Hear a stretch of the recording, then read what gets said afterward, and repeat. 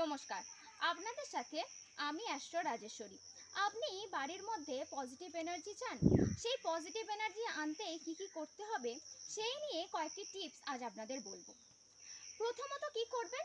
বাড়ির প্রত্যেক সদস্যরা সকাল সকাল ঘুম থেকে ওঠা প্র্যাকটিস করুন। বাড়ির ভেতরে যেমন পরিষ্কার পরিচ্ছন্ন রাখেন, বাড়ির বাইরেও পরিষ্কার পরিচ্ছন্ন রাখার চেষ্টা করবেন, বিশেষ করে সদর দরজার সামনে। বাড়িতে কখনোই মাকড়সার জাল জমতে দেবেন না, নোংরা আবর্জনা জমিয়ে রাখবেন না, এতে বাস্তুদোষ হয়।